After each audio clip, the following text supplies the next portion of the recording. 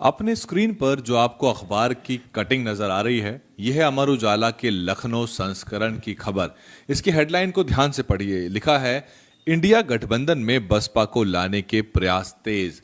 आपको मालूम है कि बीएसपी प्रमुख मायावती ने ट्वीट करके कई बार ये साफ कर दिया है कि बसपा गठबंधन में शामिल नहीं होना चाहती है और बसपा जो है वो एकला चलो की राह पे चलेगी। लेकिन राजनीति इतनी सीधी सरल होती नहीं है। आपको याद होगा, पिछले विधानसभा चुनाव में सपा बसपा गठबंधन की भी 6 महीना पहले तक कोई सुगबुगाहट नहीं थी, लेकिन आखिरी में जब चीजें फाइनल हुई तो सीट शेयरिंग फॉर्मूला के साथ बसपा सपा और आरएलडी ने मिलकर चुनाव लड़ा।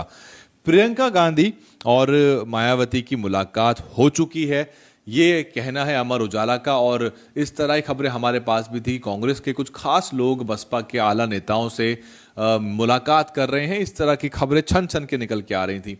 लेकिन अब जो विधानसभा के चुनाव हैं कई अहम राज्यों के, उसके बाद बसपा को शामिल करने की कवायद तेज हो जाएगी। असल में बसपा जो है वो भी वेट एंड वॉच और प्रेशर टैक्टिक्स का भरपूर इस्तेमाल कर रही है। लेकिन इस रिपोर्ट के आखिर में मैं आपको ये बताऊंगा और आप समझ जाएंगे कि कांग्रेस को बसपा को अपने साथ लेने में इतना इंटरेस्ट क्यों है और कांग्रेस क्यों इस तरह के प्रयास करती नजर आए। आपने देखा अगर ध्यान से तो कांग्रेस के किसी भी आला नेता ने बसपा के ऊपर इस दौरान कोई भी बड़ा हमला नहीं बोला है, न ही बहन मायावती की तरफ से कोई बड़ी तल्ख टिप्पणी कांग्रेस को लेके निकल के आई है। और क्यों रुचि ले रही है मैं आपको बता दूंगा, लेकिन आखिरी समय में इसकी घोषणा हो सकती है। इस तरह की चर्चा लगातार हम अपने यूट्यूब चैनल पे कर रहे हैं, फेसबुक पेज पे कर रहे हैं, बहुत से पैनलिस्ट हमारे साथ आते हैं। असल में ये जो 4 राज्यों के चुनाव हैं, इसमें जो 3 हिंदी भाषी चुनाव हैं हिंदी भाषी राज्यों के, बसपा वहां पे अपनी ताकत को पैदा करना चाहती है और बसपा वहां कांग्रेस के रुख को भी भांप रही है। कांग्रेस का क्या रुख है बसपा के प्रति मध्य प्रदेश में, राजस्थान में, छत्तीसगढ़ में, इसके आधार पर बसपा अपने आने वाले जो 24 के चुनाव हैं उसको लेके कोई फैसला लेगी। हालांकि बहन मायावती बार बार इस बात को मना करती हैं और मीडिया को भी उन्होंने कहा कि कोई फेक न्यूज़ ना चलाई जाए, लेकिन मीडिया में लगातार कयासों पे विश्लेषण हो रहे हैं और आखिरी वक्त पर कोई ना कोई जरूर चीजें निकल के आ सकती हैं। मीडिया का, अखबारों का तो कहना है कि बसपा कांग्रेस में जरूर कोई खिचड़ी पक रही है। लेकिन क्योंकि कांग्रेस पार्टी को ये बात पता है कि उत्तर भारत की एक मेजर प्लेयर, एक मजबूत ताकत के रूप में बसपा आज भी मौजूद है।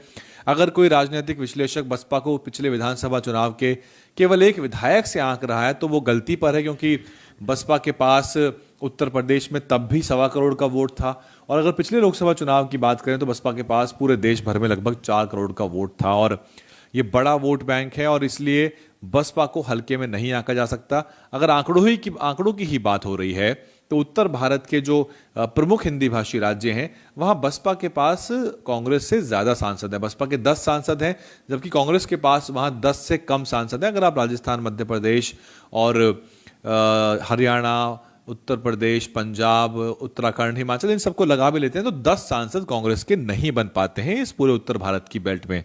लेकिन कांग्रेस आखिर रुचि ले क्यों रही है? देखिए, कांग्रेस को पता है कि उत्तर प्रदेश जैसे महत्वपूर्ण राज्य में कांग्रेस उतनी मजबूत स्थिति में नहीं है। ऐसे में कांग्रेस को यह खतरा बिल्कुल उसके सर पे मंडरा रहा है कि बिहार की जो मजबूत पार्टियां हैं, जो बिहार के क्षेत्रीय दल हैं, आरजेडी, जेडीयू और उधर उत्तर प्रदेश में समाजवादी पार्टी, उस पर हावी ना हो जाए। सीट शेयरिंग में भी ये पार्टियां अपनी ताकत जो है वो दिखाएंगी और कांग्रेस के साथ हार्ड बार्गेन करेंगी। अगर बीएसपी इस गठबंधन में शामिल हो जाती है तो उत्तर प्रदेश में जो गठबंधन है बिल्कुल बैलेंस्ड हो जाएगा और इसका फायदा सीधे तौर पे कांग्रेस को भी मिलेगा, ना केवल उत्तर प्रदेश में बल्कि बाकी राज्यों में, क्योंकि बसपा एक राष्ट्रीय पार्टी है। केवल कहने के लिए नहीं, बसपा का 4-5% का वोट कई राज्यों में है और बसपा ने अमूमन सभी राज्यों में अपने विधायक अब तक जिताए हैं, कुछ अपवादों को छोड़ के। और इसीलिए कांग्रेस पार्टी इस बात को जानती है और वो ध्यान रख के चल रही है कि बसपा को पूरी तरह नाराज ना किया जाए। और राजनीति में अंग्रेजी में कहा जाता है कि नेवर से नेवर, आप कभी भी ये नहीं कह सकते कि ये नहीं हो पाएगा। अनिश्चितताओं का खेल है, कब बाजी पलट जाए, कब पासा पलट जाए, इसके बारे में कहा नहीं जा सकता। लेकिन बसपा की तरफ से कोई भी इस तरह की अफर्मेशन या कोई भी इस तरह की तस्दीक नहीं की जाएगी जब तक कि इन चारों राज्यों के विधानसभा के चुनाव परिणाम नहीं आ जाते और उसमें कांग्रेस का क्या रुख रहेगा, बसपा उसको भांप नहीं लेती और बसपा सभी राज्यों में 4-5% का वोट और 2 से लेके 6-7-8 जितने भी संभावना हो सके वो अपने विधायक जिता पाए। राजस्थान में बसपा के पास क्षमता 6 से ज्यादा विधायक जिताने की है। मध्य प्रदेश में भी 3-4-5 तक विधायक बसपा जिता सकती है, हालांकि पिछली बार 2 जीते थे। छत्तीसगढ़ में भी अगर बसपा पूरी ताकत लगाए और सही प्रत्याशी मिले तो 4-5 विधायक तक बसपा छत्तीसगढ़ में जिता सकती है। पिछली बार बसपा ने वहां 2 विधायक जिताए थे, पामगढ़ से और इंदु बंजारे, और एक और विधायक वहां से जीते थे। तो ये जो पूरी रिपोर्ट है ये इस बात पे आधारित है कि कांग्रेस और बसपा जो है वो अपने कदम फूंक फूंक के रख रहे हैं, क्योंकि दोनों ही पार्टियां जानती हैं कि अगर बसपा गठबंधन का हिस्सा नहीं बनती है तो फिर ऐसे में उत्तर प्रदेश के कई राज्यों में गठबंधन बेमानी सा नजर आएगा और चीजें बहुत ज्यादा इम्बैलेंस हो जाएंगी और जो गठबंधन की विनिंग कैपेसिटी है वो भी खत्म हो जाएगी। तो बहन मायावती को अपनी वैल्यू पता है, इसलिए वो हार्ड बार्गेन करने के सारे प्रयास करेंगी। अगर बसपा के फेवरेबल, बसपा के हिसाब से मुफीद सीट शेयरिंग और गठबंधन की शर्तें सामने निकल के आएंगी तो आखिरी समय में बसपा बड़े बदलाव भी अपनी रणनीति में कर सकती है। और राजनीति कोई सीधा सीधा खेल नहीं है, ये शतरंज का खेल है। इसमें लगातार चालें चलकर अपने आप को मजबूत किया जाता है, जो कि बहन मायावती वर्तमान में करती नजर आ रही हैं।